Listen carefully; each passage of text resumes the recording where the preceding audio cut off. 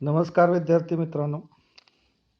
आज आपण इयत्ता 10वी विज्ञान आणि तंत्रज्ञान भाग 2 यामधील पर्यावरणीय व्यवस्थापन या पाठातील घटक पाहणार आहोत. तो शेवटचा घटक आहे जैवविविधतेची संवेदनक्षम क्षेत्रे. तर आपल्या देशामध्ये धोक्यात आलेली 3 वारसास्थळे आहेत. पश्चिम घाट, मानस अभयारण्य, सुंदरबन अभयारण्य. यातील पश्चिम घाट म्हणजे गुजरात, महाराष्ट्र, गोवा, कर्नाटक, तामिळनाडू व केरळ या 5 राज्यांमध्ये व्याप्त असलेले हे पश्चिम घाट वारसास्थळ आहे. या ठिकाणी खाण उद्योग, नैसर्गिक वायू शोध या कारणामुळे हे वारसास्थळ धोक्यात आलं आहे. यामधील आशियाई सिंह व रानगवे यांचा अधिवास धोक्यात येत आहे. दुसरं आहे मानस अभयारण्य. आसाममधील मानस अभयारण्याला धरणे व पाण्याचा होत असलेला बेसुमार वापर याचा फटका बसला आहे. येथील वाघ व एकशिंगी गेंडा यांना धोका उत्पन्न झाला आहे. तिसरा आहे सुंदरबन अभयारण्य. पश्चिम बंगालमधील हे अभयारण्य वाघासाठी राखीव आहे, परंतु धरणे, वृक्षतोड, अतिरिक्त मासेमारी व त्यासाठी खोदलेल्या चरा यामुळं या अभयारण्यातील वाघ व पर्यावरणासमोर मोठे आव्हान उभे राहिले आहे. या ठिकाणील वाघांचे अस्तित्व धोक्यात आलेले आहे. अनेक प्राण्यांच्या जाती नामशेष झाल्या आहेत. तसेच पक्ष्यांच्या, वनस्पतींच्या. आता आपण धोक्यात असलेल्या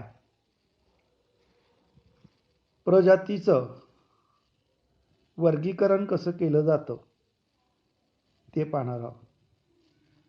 हे वर्गीकरण 4 घटकामध्ये केलं जातं. संकटग्रस्त प्रजाती, दुर्मिळ प्रजाती, संवेदनशील प्रजाती आणि अनिश्चित प्रजाती. यातला पहिला आहे संकटग्रस्त प्रजाती.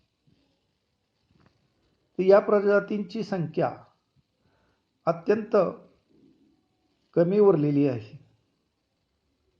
त्यांचा अधिवास संकोचित झालेला असतो. विशेष उपाययोजना न केल्यास नजीकच्या काळामध्ये या प्रजाती नष्ट होऊ शकतात. उदाहरणार्थ लायन टेल्ड वानर, तनमोर या 2 प्राण्यांचा आपल्याला नामोल्लेख करता येईल. दुसरा प्रकार आहे दुर्मिळ प्रजाती.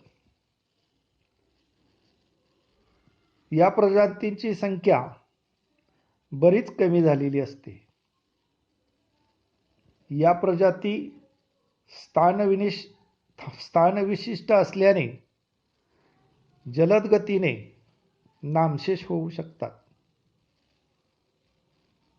उदाहरणार्थ रेड पांडा, कस्तुरी मृग या 2 प्राण्यांची नावं आपल्याला या ठिकाणी सांगता येतील. तिसरा प्रकार आहे तो संवेदनशील प्रजाती. या प्रजातींची संख्या अत्यंत कमी झालेली असते आणि सातत्यानं घटतच राहते.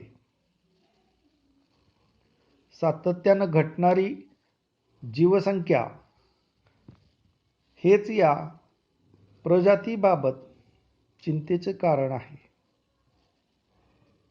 याचं उदाहरण पट्टेरी वाघ, गीरचे सिंह या प्राण्यांची उदाहरणं आपल्याला या ठिकाणी देता येतील. आणि चौथा प्रकार अनिश्चित प्रजाती. यामधील किंवा या प्रजाती धोक्यात असल्यासारख्या भासतात, मात्र त्यांच्या वर्तनाच्या काही सवयीमुळे अशा प्रजाती बाबत कोणतीही विशिष्ट आणि ठोस माहिती उपलब्ध नसते. उदाहरणार्थ सेकरू खार हा प्राणी अतिशय बुजरा आहे आणि यामुळं या प्रजातीची संख्या धोक्यात आलेली आहे. अशा रीतीनं अनेक प्राणी हे नामशेष होण्याच्या मार्गावर आहेत. काही दुर्मिळ झाले आहेत. अशा पद्धतीनं जर या जीवसृष्टीचा ऱ्हास होत गेला तर पर्यावरणातील विविध अन्नजाळी यावर त्याचा परिणाम होऊन परिसंस्था विस्कळीत होऊ शकतात.